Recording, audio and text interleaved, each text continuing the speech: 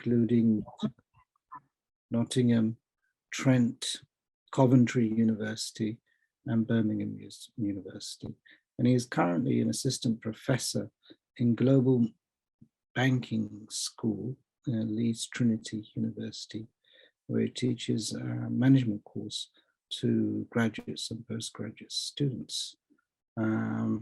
So clearly, very busy schedule. So I'm very grateful you can join us. So I will okay. So please, as normal, if you do have any questions, please either, a bit like me, I kind of just tend to just dive in and ask my question in midstream, or please put your hand up, or we'll keep some time at the end as well, right, for question and answers. So without further ado, I'd like to hand over to Vinod, Manjari, Mataji, and Raghupati Prabhu. Hare Krishna. Hare Krishna. Thank you, Guru Hare Prabhu. Namo Vishnu Padaya Krishna Prastaya Bhutalesh Bhakti Charu Swami Namine Snigdha Chet Supranita Vagminam Chara Sapatam Bhakti Pranam Nomi Bhakti Charu Om Gyanatim Randasya Gyananjana Shalakaya Chakshurun Militam Jena Tasmai Shri Guruve Namaha. So I feel very nervous speaking, and I feel quite overwhelmed speaking on the topic of Guru Maharaj, such an exalted personality and all of that. The spiritual master is eternally tied to the disciple, just like the mother to the baby is tied through the umbilical cord. So in the same way, we have this umbilical cord that is a transcendental umbilical cord that can never be severed.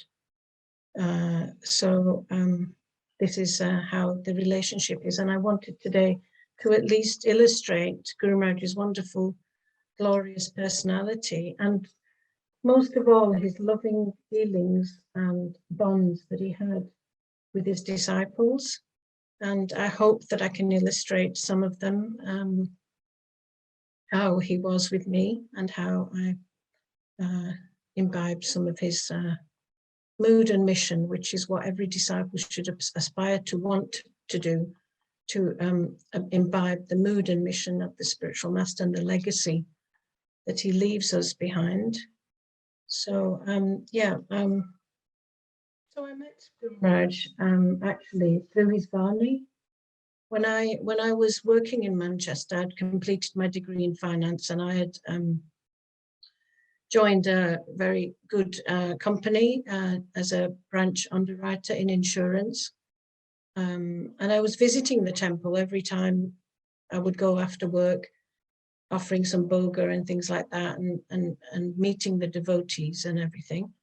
And but prior to that, I had been in search of a guru, because I had received Srila Prabhupada's books when I was about 13 years old. And I had a whole host of books, Krishna books, Science of Self-Realization, Bhagavad Gita.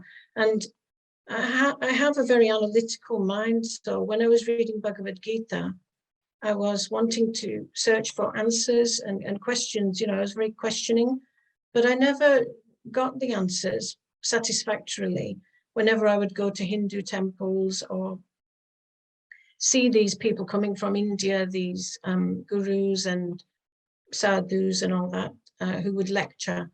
I never got satisfactory answers. So when I used to meet the devotees, I felt more and more my questions were being answered.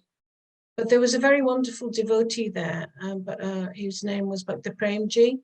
I forget his initiated name now, but he was a very wonderful devotee. He actually left his body in Vrindavan back in 2000, I think.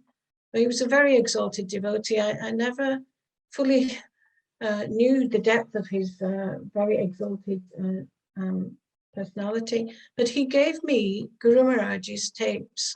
Back in those days, it was tapes. So I had been listening to Prabhupada. I'd been reading his books, since I was 13, but I'd never understood things until I met the devotees and my my temple commander when I joined was Dayananda Swami.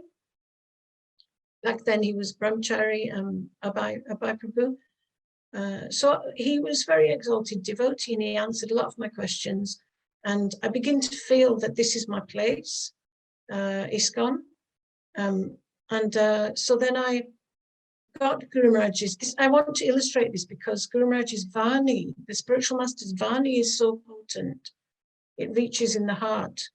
I mean, just like Srila Prabhupada, he's our great grandfather, and his Vani is so potent that even as a child, a lot of the philosophy I didn't understand, but a lot of the bhakti, the devotion, because I came from a Hindu background, it resonated with me. But when I got Guru Maharaj's tapes, they were so profound, so clear, and I can't explain in words Guru Maharaj's scholarship, his ability to explain things so clearly, and also his own mood to Srila Prabhupada, that mood that a disciple carries.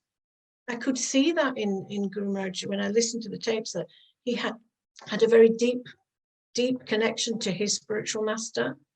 And that's what really impressed me about Guru Maharaj, how he explained. And at that time, the bit of the history was that ISKCON was going through a lot of difficulties. There was a lot of fall downs and things. So I remember distinctly Guru Maharaj talking about that our service never goes in vain. That just he gave the analogy of a tax collector. Just like a tax collector collects the tax on behalf of the government, the Guru acts like that. He's taking the services, engaging the disciples. So even if he falls down, the institution protects us, you know, because this institution is there for 10,000 years. And he explained a lot of this, and I was very impressed with Guru Maharaj's scholarship and how he put emphasis on the society of devotees, ISKCON as an institution, you know. So these are the things that really impressed me about Guru Maharaj. So his Vani was so potent that at that time, I felt, I had a deep feeling, this is my spiritual master. This is the person who will answer all my questions and who can answer all my questions about Bhagavad Gita.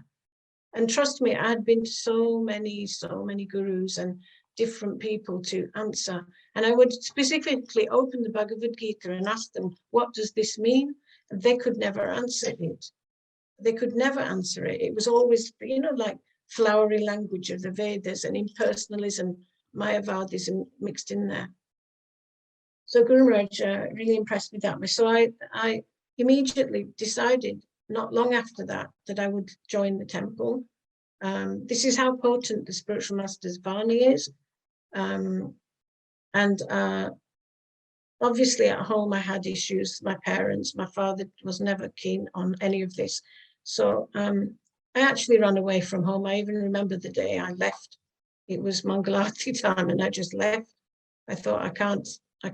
And I drove to the temple and I waited, you know, and I waited for them to open the doors, and I said, well, I've come here and I've got nowhere to stay.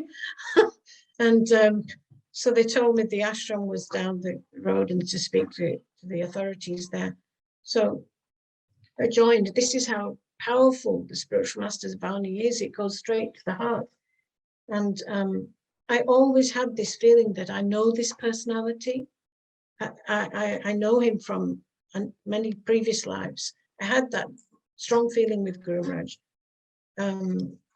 as I did with Srila Prabhupada when I used to hear his tapes and cassettes. So then I've got some notes here. I don't mind, because I don't want to go off subject here. So anyway, I liked the fact that Guru Maharaj, so I joined the temple. I became a full-time book distributor. In those days, that's how it was. You just were given the book bag and that's it. You go out, you distribute, you show your allegiance to Srila Prabhupada. And I had no problem with that because I had anyway been listening to Srila Prabhupada, his tapes and things for a long time. So I thought that, yes, this is what my life is. I want to dedicate my life to this, giving this knowledge to others and spreading the mission. The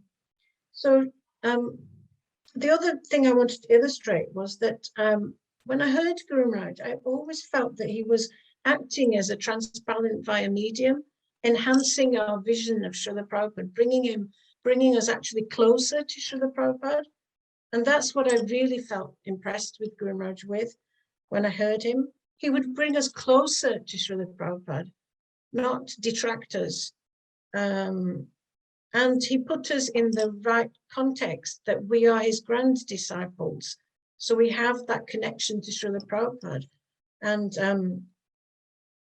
And we all know that Guru Maharaj's legacy was that he always put Prabhupada in the center. And he wanted us to have a relationship, a real relationship with Srila Prabhupada. So when you're a book distributor, you have a special connection to Srila Prabhupada, as many book distributors know that. It's an extremely sweet service to do.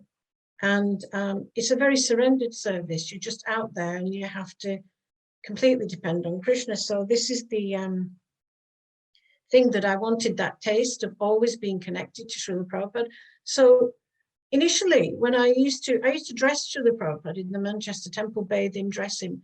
And I would be always praying to Srila Prabhupada that I want to find a spiritual master who enhances and brings me closer to you, enhances your vision, and someone who is very dear to you, very intimately connected. And I think my prayers were answered because Srila Prabhupada is so merciful, and I was distributing his books full time and all that. So I felt that my prayers were answered, because hearing Guru Maharaj, I already felt that this is my spiritual master, but I needed confirmation that this was meant to be the way it was. So I visited the manor in Janmashtami time. I forget the year now. It was not long after I joined. And at that time, when I saw Guru Maharaj in the temple room, I can't tell you what, it was overwhelming. So overwhelming to see this beautiful personality who was so dedicated. Everything that I heard on the tapes, he embodied all of that.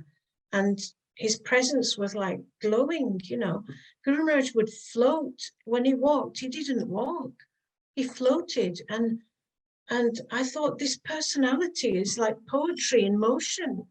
That's how I actually felt, that this personality is not come from this world, he's come from the spiritual world.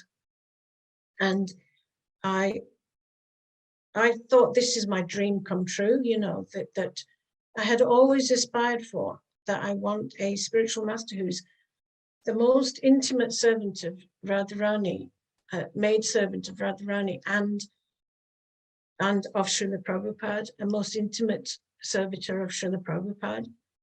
And when I saw Guru Maharaj, I thought, all my dreams have just come true, His personality, his grace, his elegance.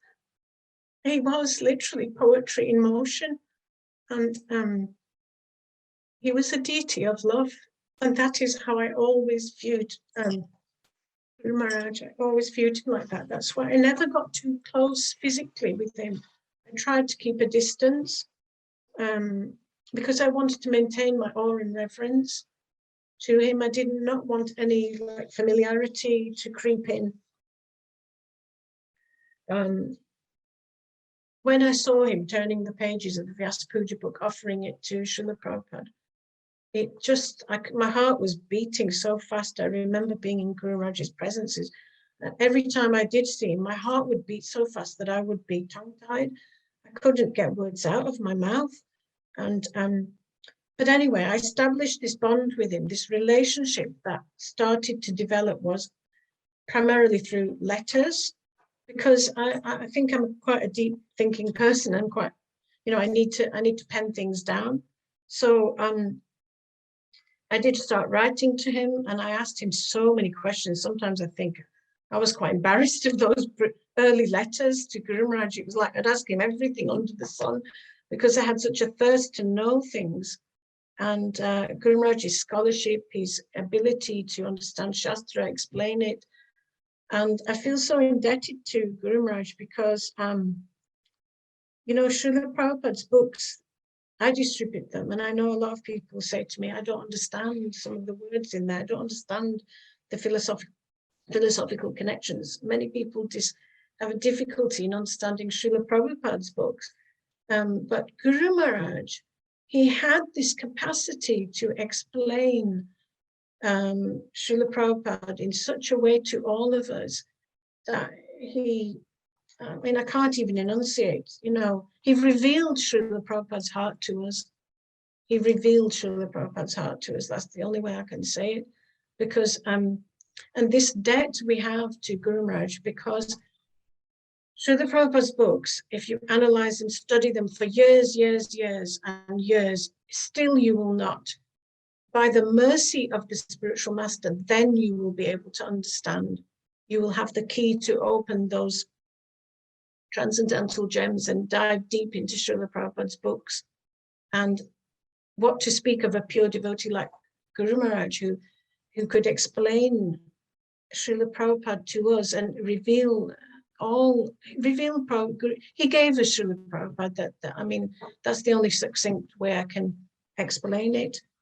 And Guru Maharaj's deep conviction in Srila Prabhupada always impressed me. Not just Srila Prabhupada, the personality, his books, his philosophy, his teachings, his mission, but the institution he created. Guru Maharaj, I have a beautiful letter. I don't know if I can just find the extract to illustrate this. It's Guru Maharaj's, one of his Vyasa Puja offerings, which I carried with me everywhere I went. If I went to Vrindavan, I took it with me there. I would take it everywhere because this letter just totally transformed me. It melted my heart. What can I say in there? Guru Maharaj, actually, I think we have a copy of it in that book where we've got Guru Maharaj's diary entries and there's a Vyasa Puja offerings. I forget the name of that book, or they printed it in it. My Lord and Master, is it that one? Yeah, that's right. Srila Prabhupada, my Lord Master, printed in Jay. That's it. So in there, Guru Maharaj says that, if I can find I don't want to read all of it because it's quite emotional. You know, it'll make you cry. So it makes me cry. But I'm trying to find the bit where Guru Maharaj says yes.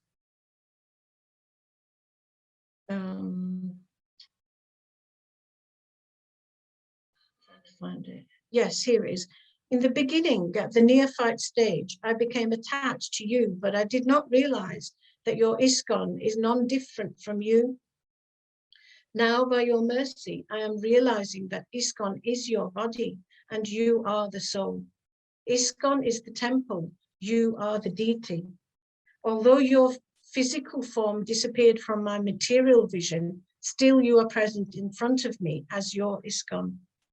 So that really, you know, it touched my heart so deeply. I used to think, I mean, it's so profound. I mean, you know, it took me years to fully understand some aspects of what Guru Maharaj was meaning there, you know.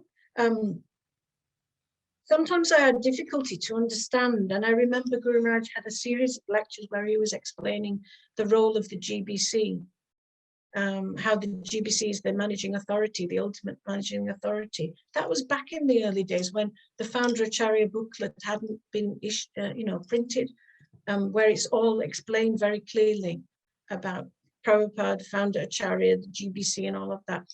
So I listened to those lectures, and I listened to them again and again and again, and I realized then what some aspects of what Guru Maharaj meant about the GBC, about how ISKCON is so important that we cannot afford in any way for it to break up. And we all know that Guru Maharaj spoke many times about, you know, the Gaudiya Mutt and how it disintegrated at one stage, and we did not want the same for ISKCON. So yeah, and every time I felt, whenever I met Guru Maharaj, that I don't know what would come over me. I always felt very mesmerized, hypnotized by him, that I was like stunned half the time. You know, I couldn't get words out even. So I used to pen them down, and I'd rather write, you know, things.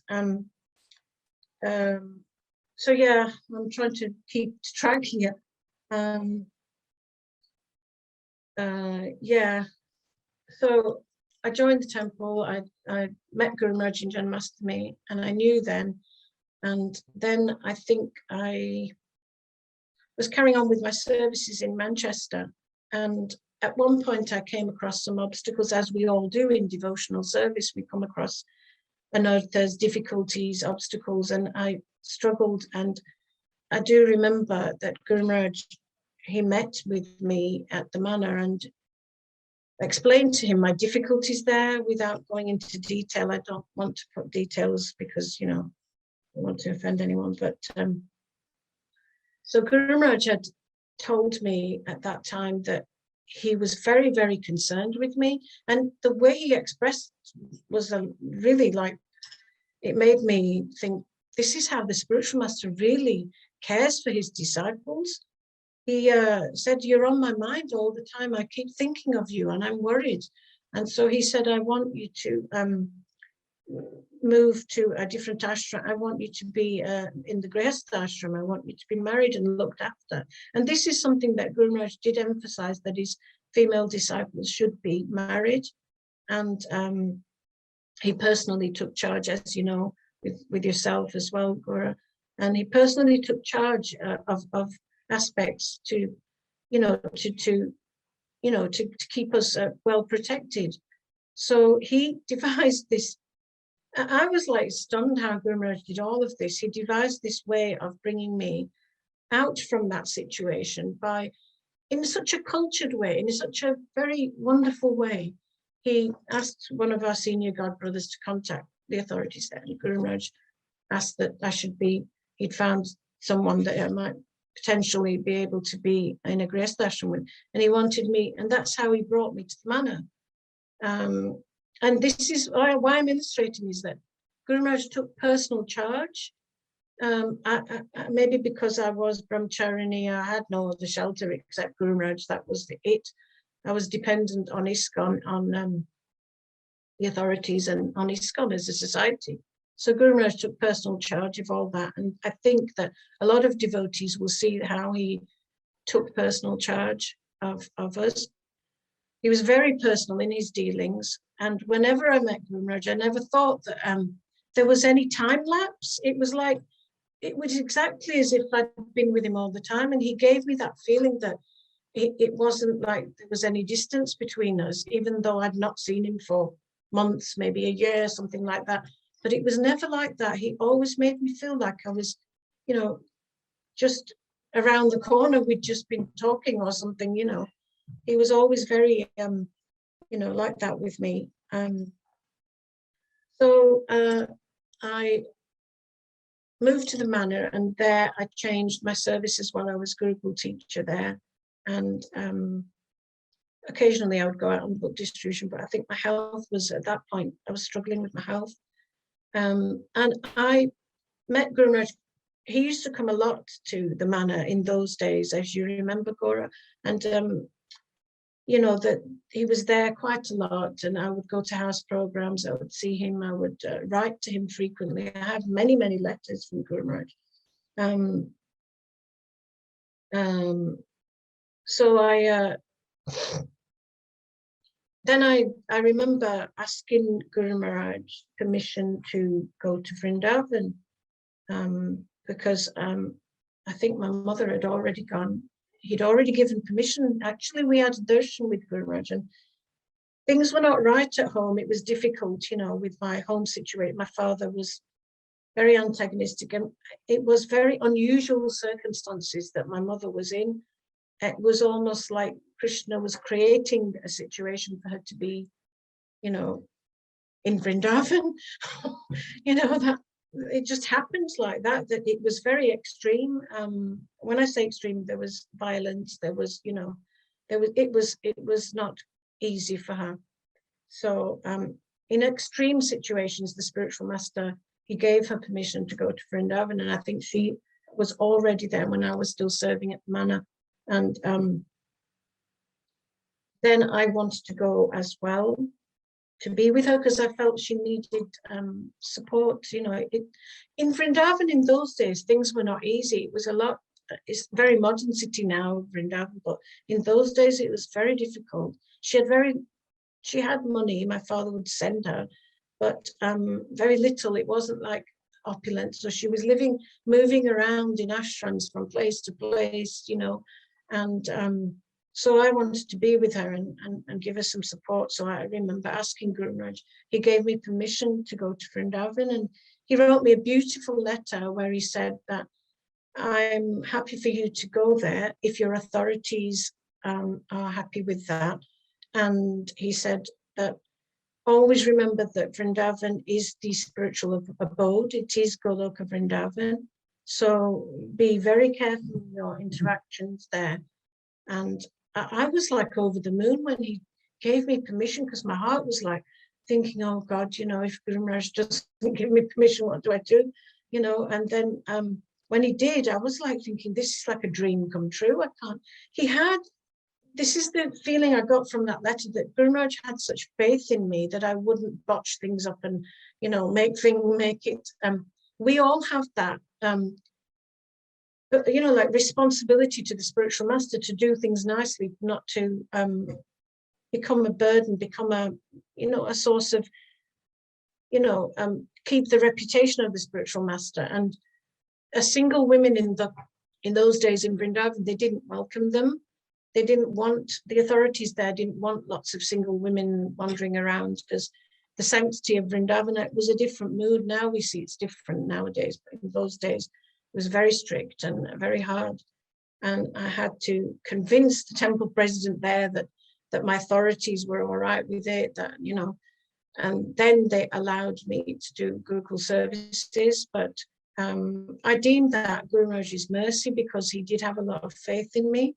And he knew that I wouldn't, you know, do anything to, you know, besmirch his name and his what he expected from us. So I was there in Vrindavan and doing services there. But the time in Vrindavan was very sweet, because when Guru Maharaj would come, it was a very different mood from the manor. Like, he didn't have thousands of disciples there. He only had like a handful of disciples, and we could get that quality time with him.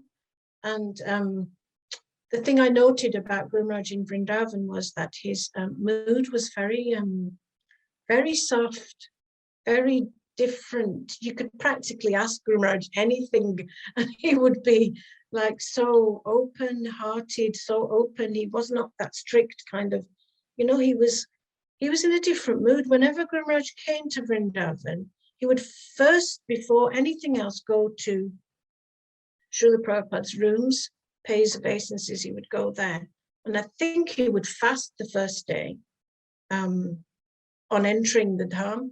And on leaving, if he had to go outside for any engagement, on leaving, he would circumambulate Srila Prabhupada's Samadhi before he would even go out of the gate. And yeah, I'm pretty sure Guru Maharaj used to fast in Vrindavan the first day when he arrived, isn't it? Yeah, yeah. And it was so sweet. I can't tell you, his mood was like, he'd take us on parikrama or take us somewhere, and he'd sing that beautiful Radhikastakam. And it was, in those places he took us, was like, I can't describe it. You know, it was like, I have these very strong recollections of those days when Guru Maharaj was in Vrindavan, because it's the Dham. But when Guru Maharaj arrived, it was like he would reveal the Dham to us even more. You know, I had the same experience in Mayapur when we used to go on parikrama with Guru Maharaj there. In his rooms, he would have us chanting with the Tulsi there in his quarters upstairs, and we would chant in the mornings, and he would give lectures, or he'd talk about a bhajan, that, you know, and it was such a strong recollection of mine that it was like, I can't describe it, like the whole spiritual world would be in that room, the whole spiritual world, the whole spiritual philosophy, everything, it was transcendental experience. It wasn't out, it was not in this world. And those are my strongest feelings when I had that. It's the Guru, the spiritual master's mercy, he reveals those things to you. It's not that I'm some special, that, it's, he reveals those things to you, and those are the things when Guru Maharaj, even the last time I saw him in the Dham in Vrindavan, he was giving again Sharanagati seminar there. And it was so sweet, I can't tell you. Vrindavan anyway is sweet, but when Guru Maharaj is there, it's like sweetness that you can't even put into words. And he took us to the Jagannath temple there, and the Jagannath deities are so big there, so beautiful. And he took us there, and it was like he was offering arti, and it was like, only way I can describe his Guru Maharaj was poetry in motion. He was elegance, his everything about him, his sweetness. And so those are my recollections of Vrindavan. Just wanted to read a couple of, just to illustrate how Guru Maharaj was personally I don't think with me, I don't have anything special, but how he was, his loving bonds with his disciples. I just wanted to read some extracts from some letters that he actually sent me. And it might illustrate also some of the points I've been making about, Srila Prabhupada, how he was in the center and everything. This letter is unbelievable. Guru Maharaj wrote me like a page and a half. And I think this must be the longest letter he ever wrote to me. And I was dumbfounded when I read it, because he talks about going to the celebrating his Vyasa Puja in Mayapur. This was in 2000, I think, when the floods had happened, and Guru Maharaj had to airlift everyone out to Calcutta. So he was writing me that I wasn't there, but my mother was there, and he wrote me this, and I want to just read this extract because it's just so wonderful how Guru Maharaj's vision of Srila Prabhupada is, He said, as you know, for the last few years, I've been celebrating my Vyasa Puja. This year, I promised the devotees of Mayapur I would be there. As usual, they made an elaborate arrangement. I was not able to stop them from doing this, but I made it a point to turn it into the Srila Prabhupada Memorial Festival. So we know, all of us, we know that Guru Maharaj had this mood to not be glorified, but to use his Vyasa Puja for glorifying Prabhupada, this Srila Prabhupada Memorial Festival. And he goes on to say a few things, but this I wanted to note this one, it's so amazing. So he says, I spoke about Srila Prabhupada and the importance of recognizing his greatness as the founder Acharya of ISKCON. In ISKCON, for all of us, Srila Prabhupada is the preeminent Shiksha Guru. Through all our practices, this becomes very obvious. For example, every morning, all devotees in every temple of ISKCON perform Prabhupada's Guru Puja.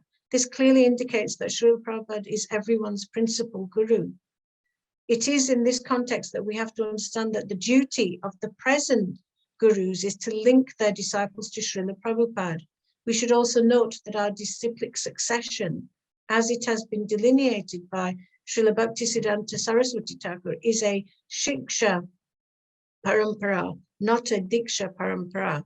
It is quite easy to understand the importance of Shiksha in relation to spiritual advancement, and that is why our great emphasis should be on Shiksha.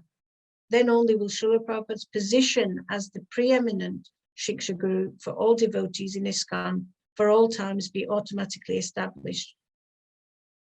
This is why I very strongly feel that we should start putting a lot of emphasis on Shiksha and harmonize the emphasis we have so far imposed on Diksha. In order to do that, we should be prepared to do whatever is necessary. And then Guru Maharaj goes on about the celebrations. They've made 200 preparations and all of that. And then he says that after this, the devotees were supposed to have my foot bathing, but as well as my Guru Puja. But instead, I decided to show the 9th capsule of Abhay Charan. So you can imagine, I mean, Gaura, you know how many times Guru Maharaj just didn't like his foot bathing, even though in Shastrically and in all respects, the disciple has the right to do the foot bathing. That is the etiquette. But Guru Maharaj never liked it, so he showed Abhay Charan instead. And the temple room was packed. Everyone was spellbound during the showing. And after this, we honored Prasadam. And then he says this really nice thing. It was a very nice festival, not only according to me, but according to many others. One of my godbrothers, Kalyapani Prabhu, mentioned, although this grand arrangement was made for you, you just stepped aside and offered everything to Srila Prabhupada. So this is the mood of our Guru Maharaj. You know, this is how he was, you know. And I noted this about Guru Maharaj, that he cared for all disciples. He actually said this to me when it came to my initiation. When I met Guru Maharaj at the manor, he actually said this to me. He said that I care for all devotees in ISKCON, but especially the ones who are aspiring for initiation from me. And I had never even mentioned initiation to him. I had not even mentioned it. And I thought, how he knows my heart?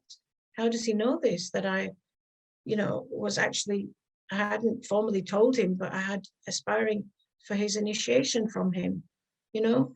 And he said this to me, that I care for all devotees. And Guru Maharaj was so open-hearted. He actually did this thing. He actually did show this. He exemplified it, how to be open-hearted to every single person. He was so generous. He always gave to every single person he met, regardless of initiation, who they were initiated by. No, so this was Guru Maharaj's mood, and he wanted us to follow in this mood, and he wanted us all to carry that legacy of Srila Prabhupada at the center. So I hope that letter shows how, you know, the couple of letters I've read of how he had that mood. I feel so overwhelmed, Cora. I don't know what to say. It's just overwhelming, all of it. I get lost in, I lose myself. No, it's a beautiful offering you made, actually. At the very beginning, you joining the temple, the emphasis on book distribution you placed, and you know, Guru Maharaj, as we all know, Guru Maharaj placed a lot of emphasis on distributing Srila Prabhupada's books. You talked about the preeminent position of Srila Prabhupada, you know, offering. And of course, you know, the role of the GBC. And these are all things that Guru Maharaj often spent a lot of time and emphasis and energy in actually emphasizing this to all devotees, and especially his disciples. So thank you very much for that. And the legacy also, I feel, Gora, is that Guru Maharaj, he did it himself. He actually showed us devotee care was, you know, we have proper systems now, devotee care and all that, but it wasn't there back in those days. Guru Maharaj actually did it informally anyway. He showed us that the devotees are our biggest assets, and we have to look after them. We have to take care of them.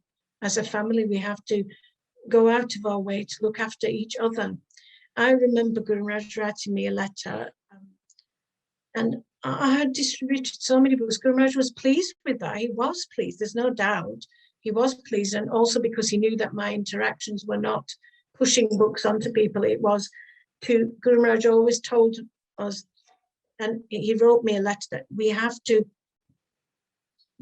to induce and generate the person to want to read the book, you know. So this is proper, you know, this is the way we should distribute books, that they generate that interest enough that they want to read it, you know, not just, oh, I've got this book, you know. And we have to be expert preachers. We have to put ourselves out that way. So, you know, but when I noted that Guru Maharaj was most pleased. I feel this is another aspect of his legacy to us, that he wanted us to look after devotees.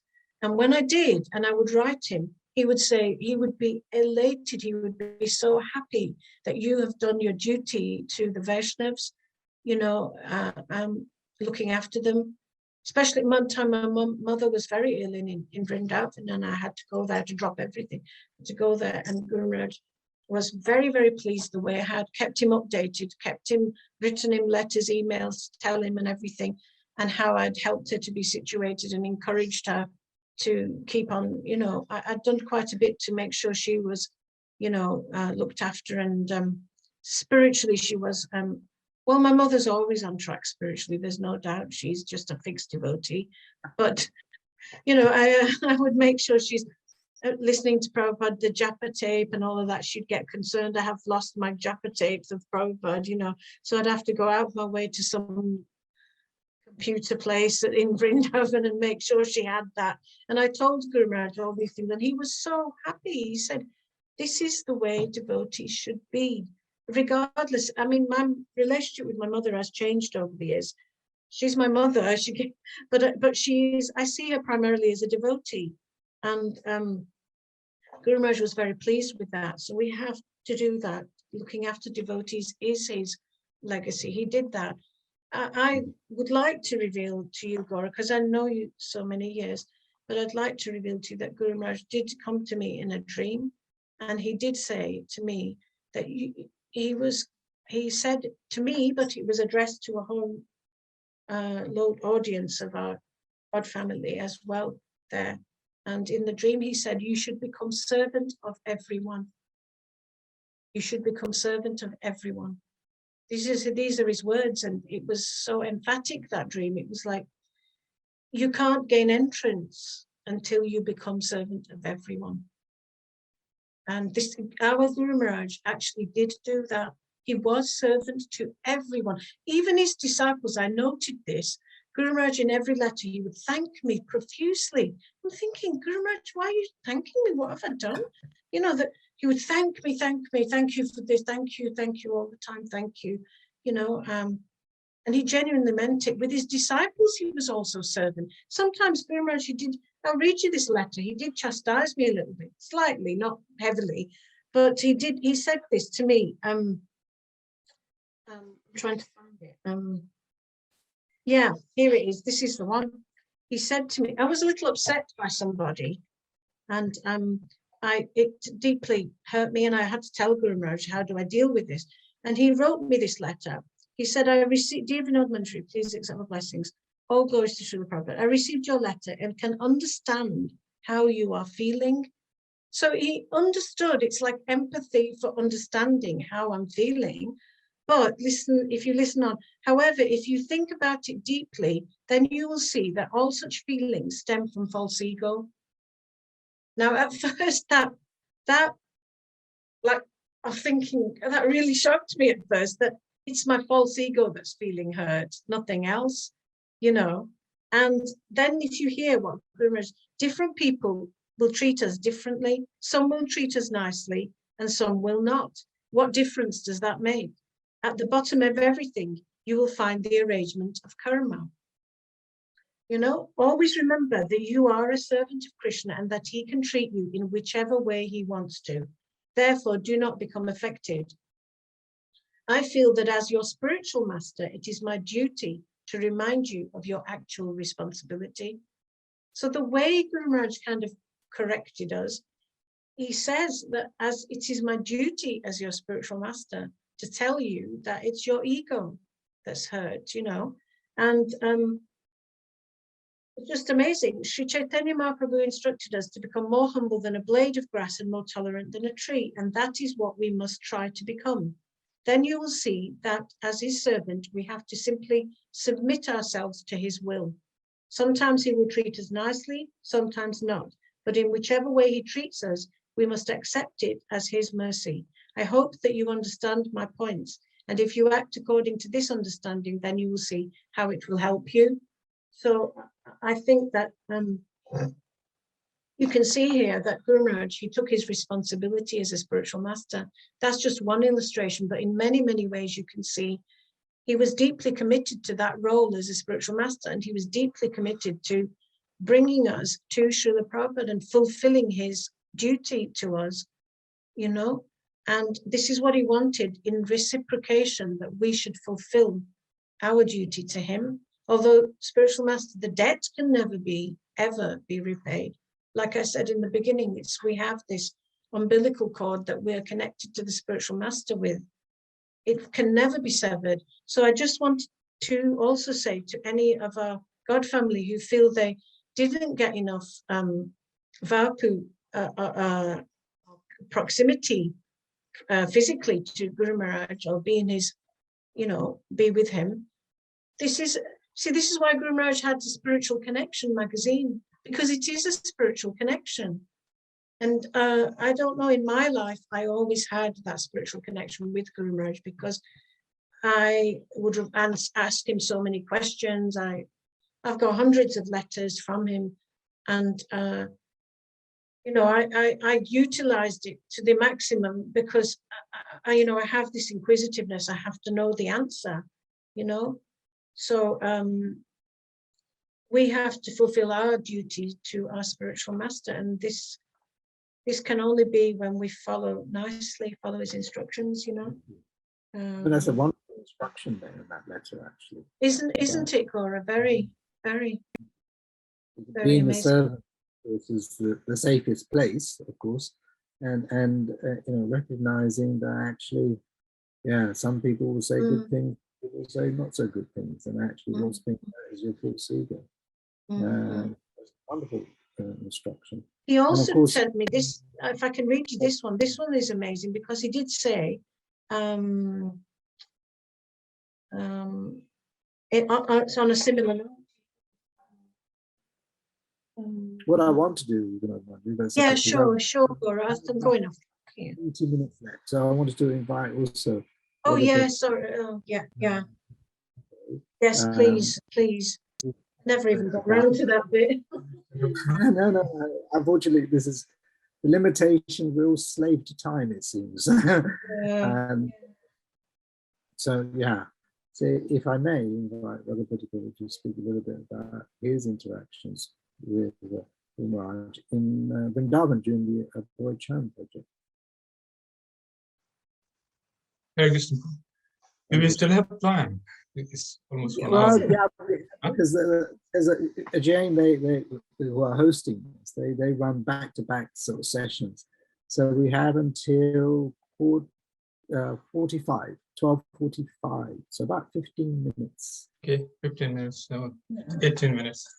My apologies in advance. Okay, we can extend till 15 minutes. So we have 15 minutes more. 15 minutes more. Okay. Okay, thank you. Thank you.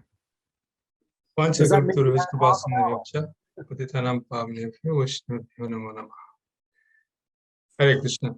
So first of all, I want to thank all the devotees for their generosity to have this opportunity to be here with all of you, remembering a great personality. So I'm just going to start by singing this immortal song that His Holiness popularized in his ISKCON. It's from the Gopi Song of Separation, Shri Gopi Virahajit. Where is, just a couple of stanzas. Tav kathamritam tapt jivanam kavibhiriditam kalmashapaham Shravani Mangalam Shrimadattatam Bhuvi Grananti Te Bhuri Rajam. The Gopis are singing this song of separation. This song became immortal in ISKCON. So what I'm going to do actually just start with chronology of my good fortune of associating with His Holiness Bhakti Charu Maharaj. Vrindavan, 1991. Kartik. So that's the first time I had the good fortune of associating with His Holiness. And that was the time, historic time in ISKCON, when a very, very important book Sri Brihad Bhagavatamrita was introduced in the society for all the devotees to relish and enrich their devotion. So I had good fortune. I went to my temple president that time, Kadam Khan Maharaj. And I said, I want to attend Bhakti Charu Maharaj's Brihad Bhagavatamrita course in VIH. And he said, yes. So I was released from the temple services for a month, in the month of Kartik. And this 1 month became one of the most memorable time of my lifetime. So it's now some 28, 30 years later. But everything is just so crystal clear. Those narrations, particularly the narrations of Gokumar's journey, a local Govardhan boy, Gokumar, finds his future master, gets initiated in the Gopal mantra, and then starts his journey. So his journey is the journey of everyone, and particularly that became a goal of life for me. But the way it was described, in Vrindavan you could see, so Bham Vrindavan became Golok Vrindavan. Gokul Vrindavan becomes Golok Vrindavan, although there is no difference. But the narrations heard from the lips of pure devotees, they are so enlivened that they can bring the holy dham and they can reveal the holy dham, as we have been hearing from Vinod Manjari. And then second part of the Bhagavatamrita was Narad Muni's quest to find the greatest recipient of Krishna's mercy. Krishnasya Dayatovasi. So that was the theme of the one of the part of the Bhagavatamrita, written by Srila Sanatana Goswami. These books are invaluable. Now, before that, historically, Brihad Bhagavatamrita was never taught in our society. Later on, after a couple of years, ISKCON BBT decided to get Brihad Bhagavatamrita translated for all the devotees to relish. And then Gopanandhan Prabhu translated it. So that was so wonderful. I hope that the VIH, Vrindavan Institute for Higher Education, still have in their archives those very pioneering tapes of His Holiness Bhakti Charu Maharaj, where this great book was introduced.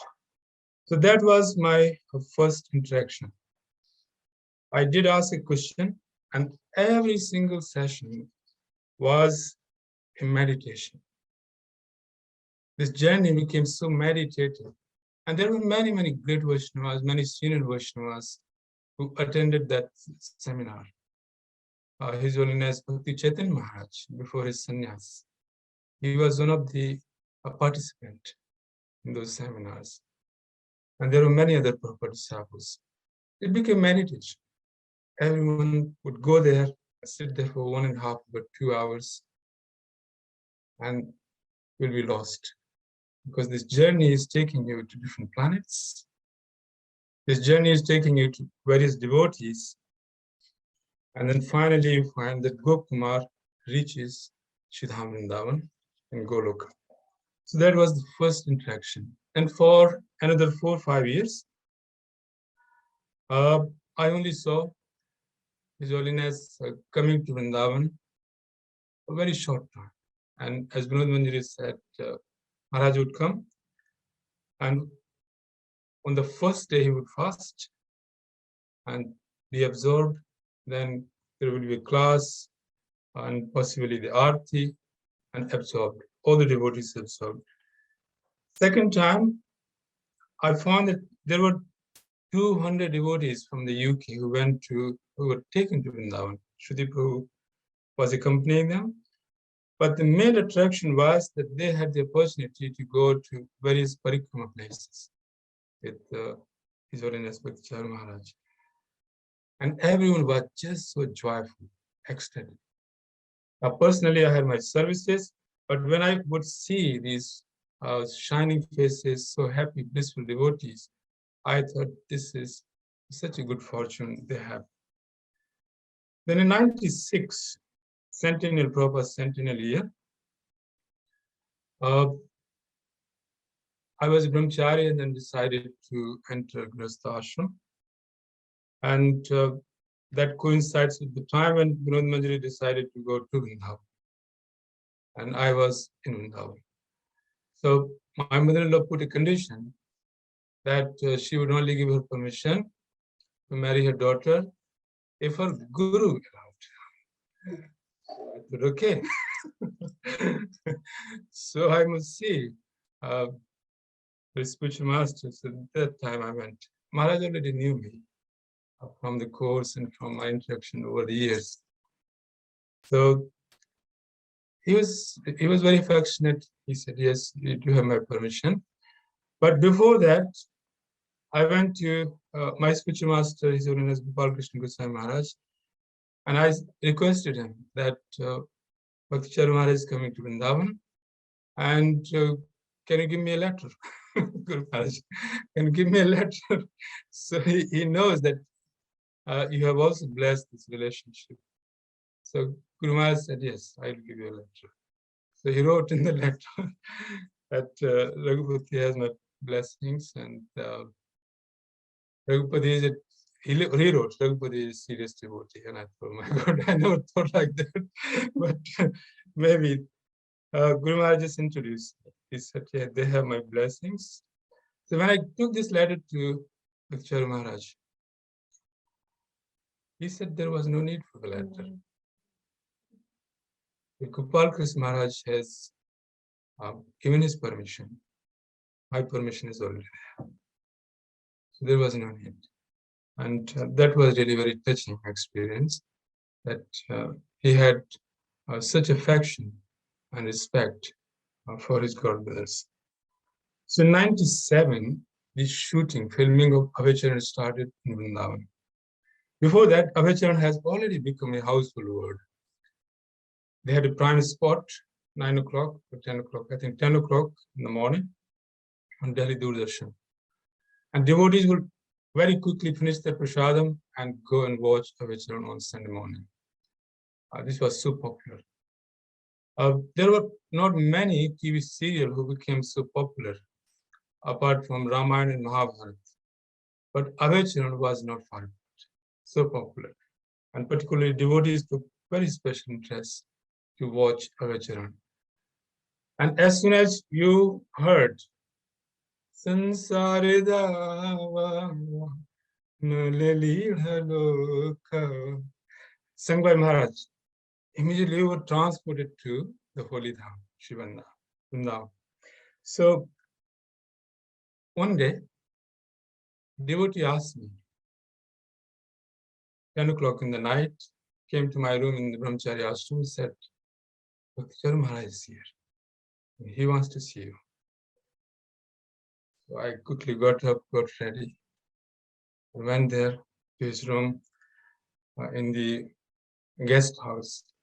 He had his special room, which was one of the biggest rooms they could afford, because there were so many devotees always coming and seeing Maharaj. So I went there, and he said, Raghupati, we have filming to do here, and I want you to help us. So I said, yes, you order me and I'll just do whatever you want. He said, yes, just arrange 2 buses and prasadam, and we'll go and film in Kusum Sarovar. So 10 o'clock in the night, we are supposed to go and film next morning.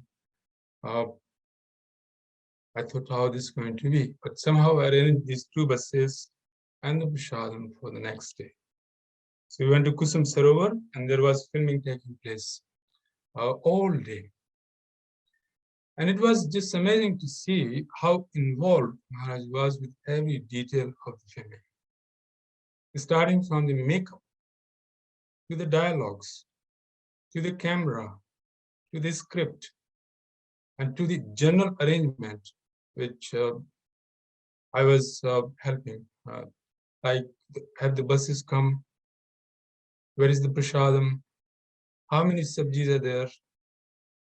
What other items are there? Which sweet is there? Such detail. And then he would get involved with the script.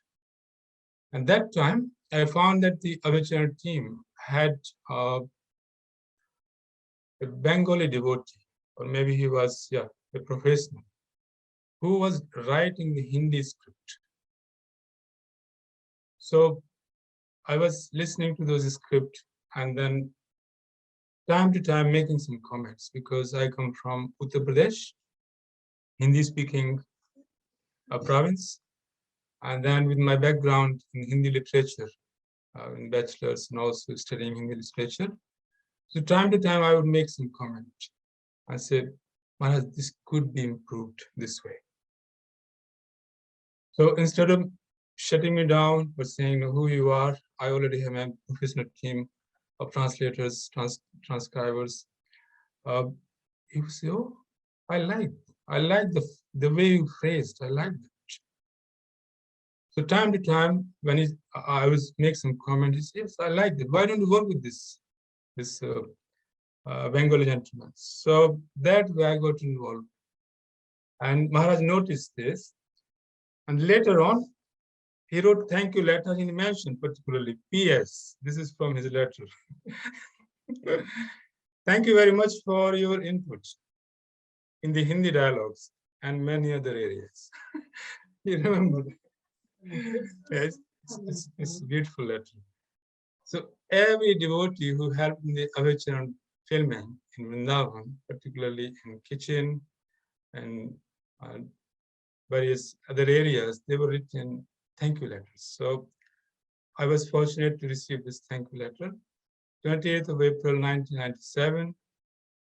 So Maharaj is on letterhead. Rindi Sannyasi, Bhakti Charu Swami, Government Commissioner. And it says, Dear Raghupati Prabhu, please accept my best wishes. All glories to Srila Prabhupada. Thank you very much for all your help during the recent shooting of the Abhay Charan serial in Vrindavan. As a result of the experience of working together, I can see what a beautiful family Srila Prabhupada has created. Our united endeavor, this pure spirit of cooperation, makes everything so much easier. If we take full advantage of the facility that Srila Prabhupada has given us, in such a spirit, we can very easily spread Krishna consciousness all over the world. I hope this makes you well. Yours in the service of Krishna, Bhakti Charu Swami. And then later on, he added with his own handwriting, thank you very much for your input in the Hindi dialogues and in many other areas. So that was my good fortune. I kept this letter for last 28 years or 30 years. And I highlighted a couple of lines, which I used to read every day. Our united endeavor with the pure spirit of cooperation makes everything so much easier.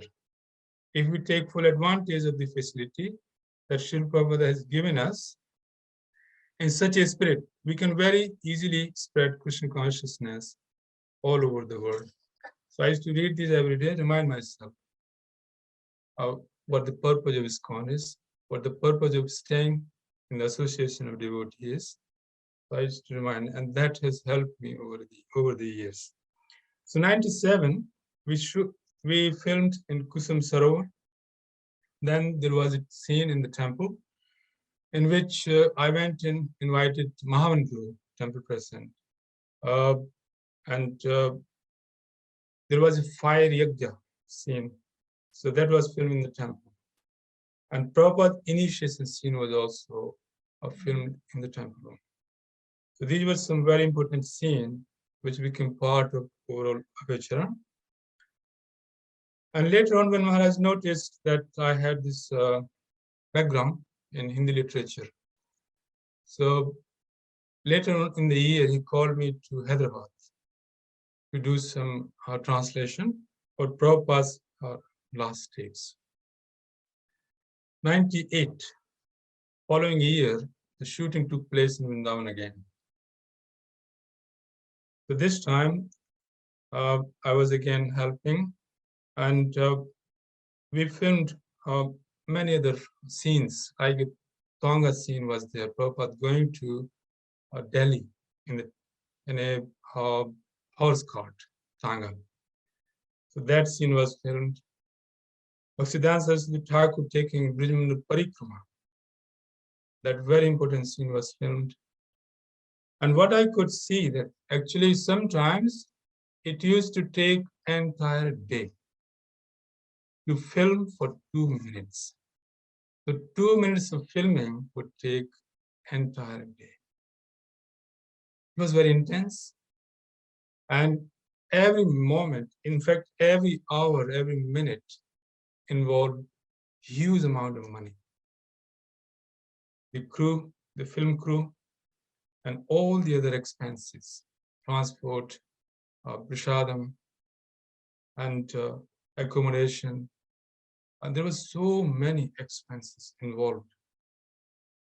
And time to time, there would be only 1 minute of shooting. And I was completely surprised that there was so much energy involved to make the Abhay Charan serial. And Maharaj, as I noticed, he was acting like, he was managing like an army commander. So he was involved in every area. And this is very, very difficult task, to be involved in every area to the extent that he wanted to be. So as I mentioned earlier on, starting from getting the crew to the place, but before that making arrangement that everything is set up on the scene. Before the crew comes, the actors come, and then the filming starts. So he was involved so deeply.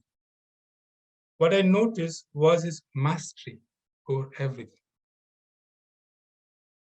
If he was involved in the dialogues, they were deep.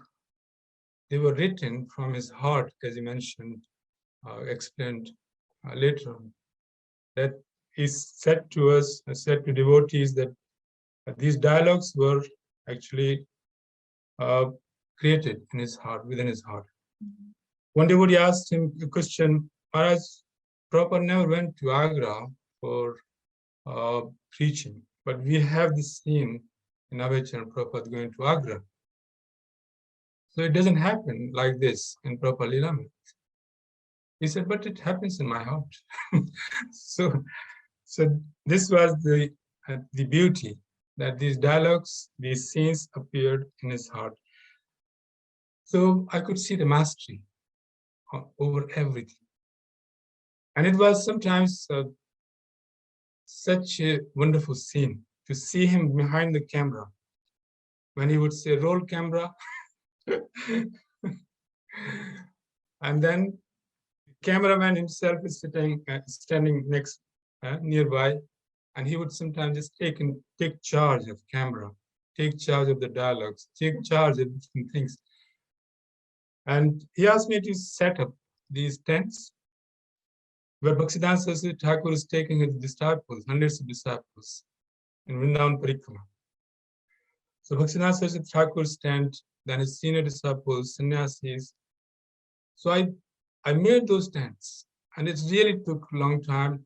Some time, it took some energy, and I thought I did a good job.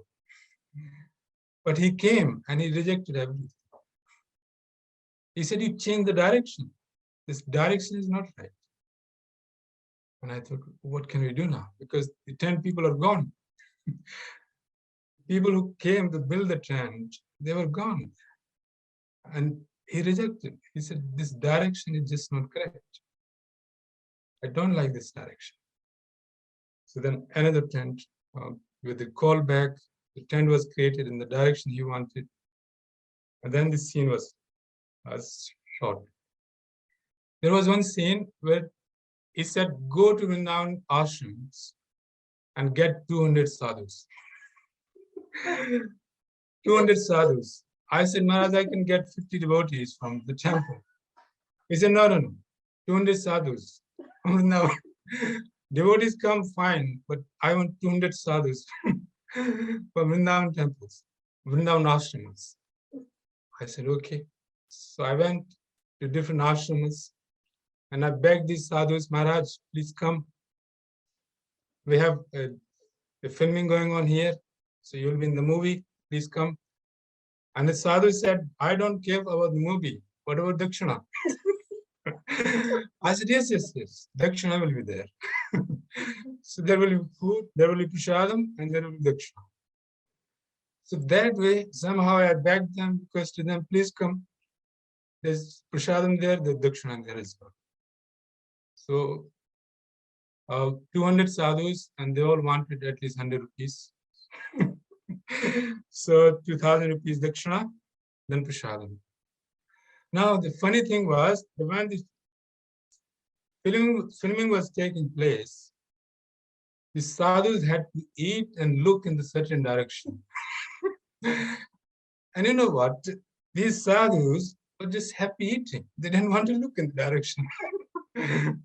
So the camera was there, and they were saying, okay, ready, roll camera, and they were supposed to look in those directions, in that direction, camera direction.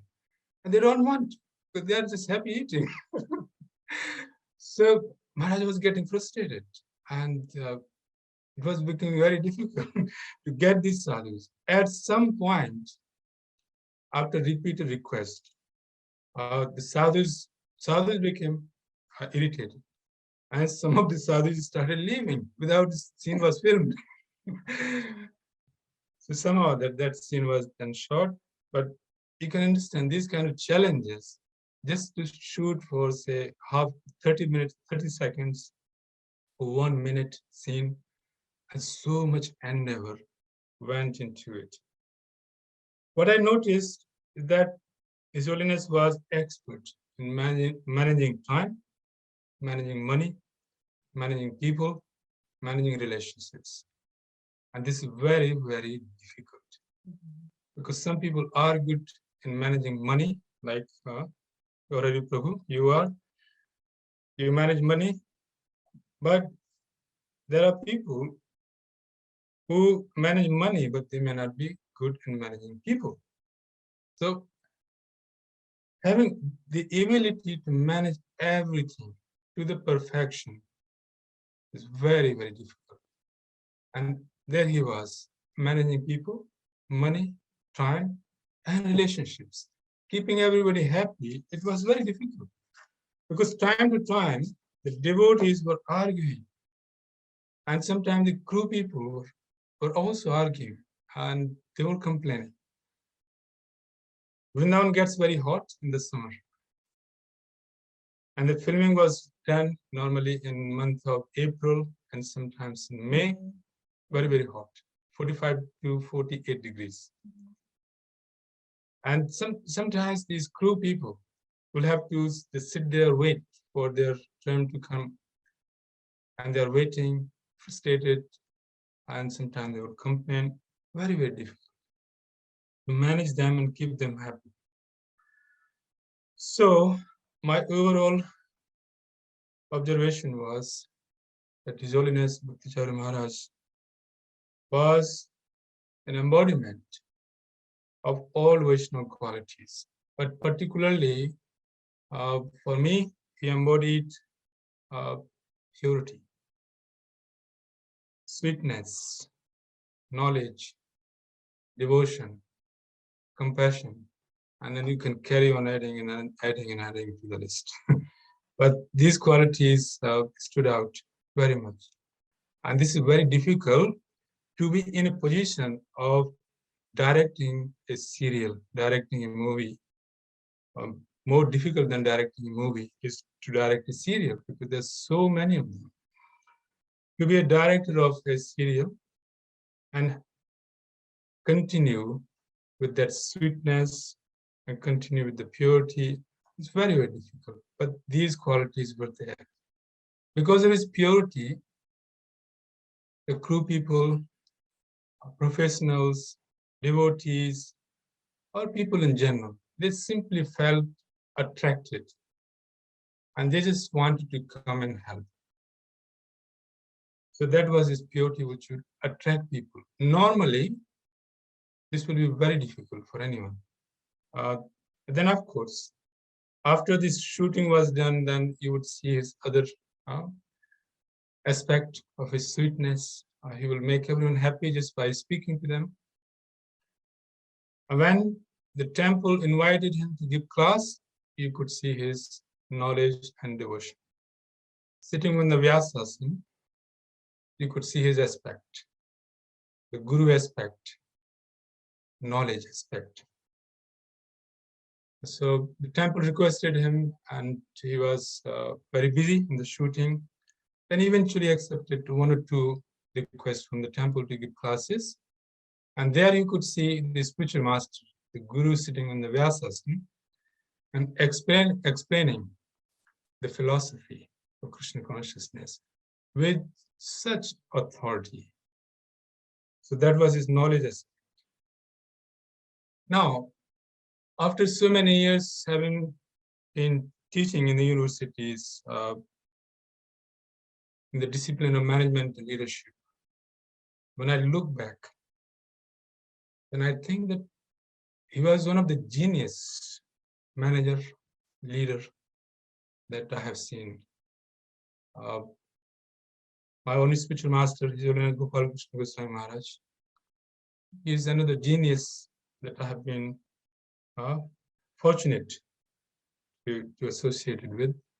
But His Holiness Bhakti Charu Maharaj was another genius I saw. For people, it takes a long time. Now, when I teach master's students or MBA students in the university, we prepare them to go out and take leadership. These people spend huge amount of money and time to become trained as managers or leaders to take responsibility in global companies.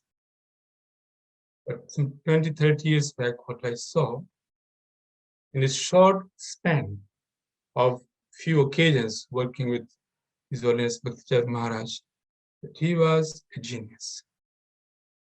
This was just inbuilt in him, that he could manage everything to perfection and yet keeping people happy. Finally, I just want to highlight that the devotees, the Vaishnavas of this stature are very rare. There was scripture say, Yasyasti bhakti bhagavati kinchana sarvar gunas tatra samasate suraha. The scriptures are saying that in the person of a Vaishnava, of a devotee, of a pure Vaishnava, all the qualities of demigods appear. So for mundaners like me with mortal vision, how can we appreciate the transcendental qualities which appeared in the personality of His Holiness Bhakti Charu Maharaj? But if we look at Srimad Bhagavatam, in Bhagavad Gita you find 26 qualities, but in Srimad Bhagavatam, Lord Kapil Dev has summarized those qualities. So I'm just going to very briefly highlight this famous verse from Srimad Bhagavatam. Titikshva karunka surdas sarvadehinam ajat shatruha shanta sadhava sadhubhushanam. So these qualities are ornaments of great personalities, Mahabhagavatas, great Vaishnavas, like His Holiness Bhakti Charu Maharaj. Titikshava, they are tolerant. The tolerance is the first quality Lord Kapil Dev is describing to his mother, Devahuti. Without tolerance, it's very difficult to progress in spiritual life. And the kind of tolerance I saw in the person of His Holiness was unbelievable. He would tolerate the delays, the mistakes, and even the offenses He would tolerate many blunders and yet carry on encouraging devotees. At that time, some 20, 30 years back, 1 lakh or 2 lakh rupees were huge amount of money. Even to this day, 1 lakh rupees is a huge amount of money. Although in the UK it's $1,000, still a big money. But that kind of money was spent on a daily basis, sometimes, in the filming of Abhay Charan. And there were devotees or there were personnel, professionals who would make mistakes, make blunders, and huge amount of money, time would be spent.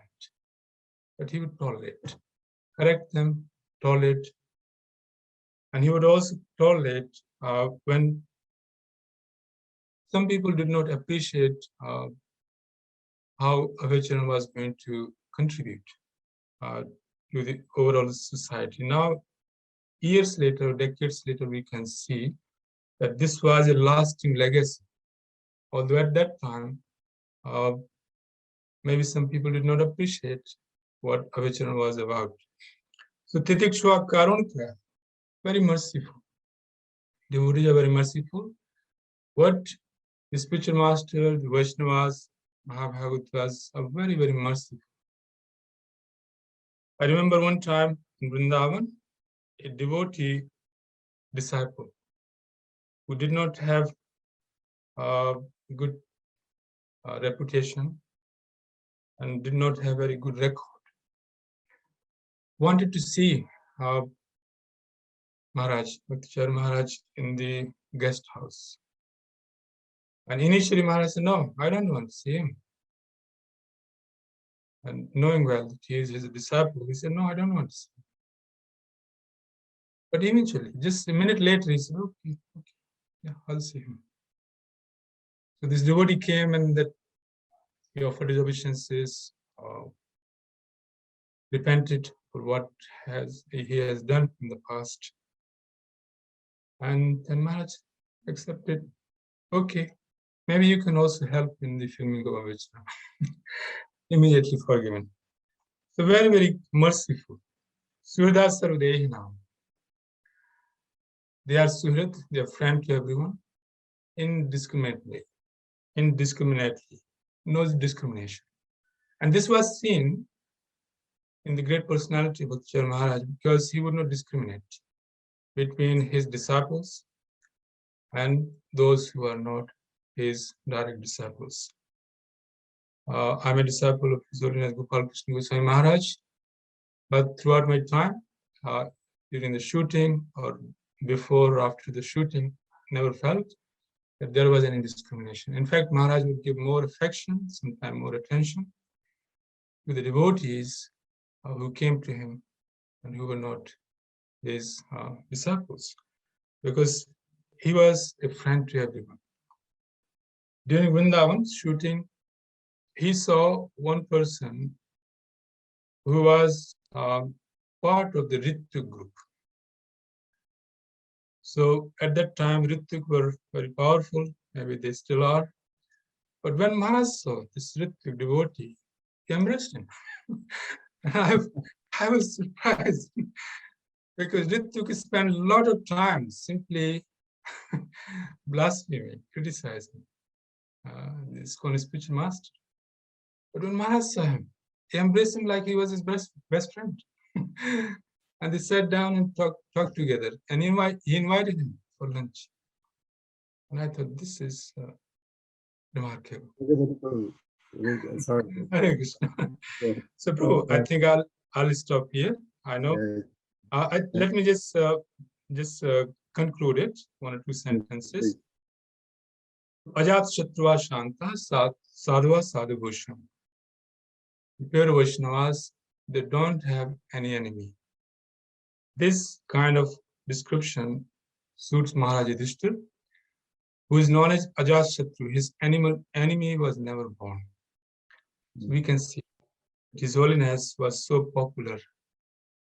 ISKCON still is, and he will always remain, because his enemy was never born. He was a friend to everyone. Hare Krishna. His Holiness Bhakti Charu Maharaj ki. Yeah. Thank you very much for it's wonderful. Just hearing from both of you such nectar, and I wish we could continue this, continue on. But anyway, unfortunately, we're kind of dictated Thank you, by Prabhu, for time. giving us the opportunity.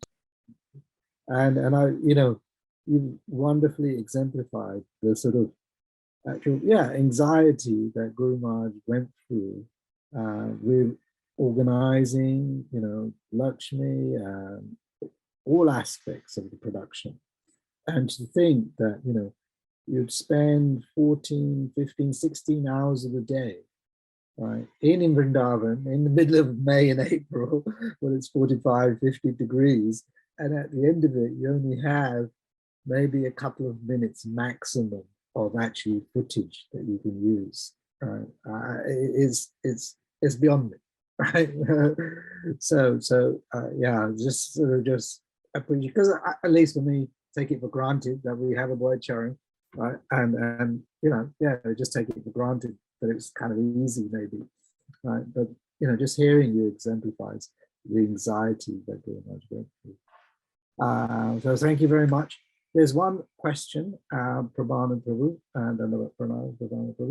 and he was inquiring about, I think you can get copies from the VIG website, the Bhagavatam seminar, I think, right? It was a while ago. Hare Krishna, Prabhu. I checked it, it's not there, it doesn't exist on the website. Oh, it doesn't. I think, Prabhu, you're right, actually. Those tapes do not exist on their website, in their archive, and those are historic tapes. So I think I would like to request the disciples, supporters, well-wishers of His Holiness Charan Maharaj to look for those tapes. Somebody must have them somewhere. Those are historic tapes. And they are not in VIH archive anymore. Although later seminars are there on Bhagavatam, but that seminar, 91, is not there. I asked His Grace Braj Bihari Prabhu, who was temple president at that time, actually. And even he doesn't have a copy. VIH manager at that time. Yes, sorry, VIH manager. But he doesn't have a copy as well. A bit of take out for all of us to go back and have a look in our cupboards, etc., wardrobes, if we've got any of those cassettes. So I will have to leave it there. Thank you. I know next week is Mashina Chaturdasi, so we won't have a program, and many of you will be busy with services. Well, we'll keep in touch, and if we can find those tapes, certainly we'll let you know if we're going to do it. Thank you very much. Hare Krishna. Yeah.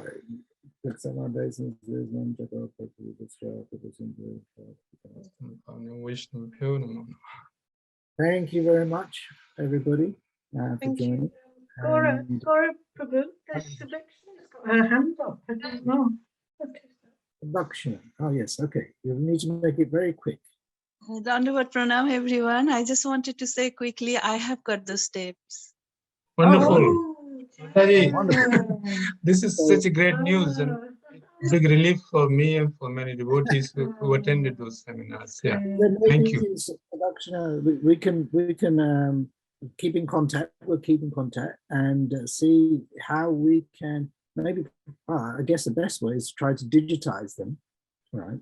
Yeah, and then share them, right? For file sharing system, we can digitize them, right? So okay, I will keep in touch with you, get in contact with you, Shabbat, Okay. and so I know, I mean, I've done some digitization of some older cassettes, lectures, so I've kind of got a basic setup for that. So yeah, okay, I'll be in touch with you. Yeah. Okay. Thank you, Prabhu. Thank you, Prabhu. Hare Krishna. Hare Krishna. Hare Krishna.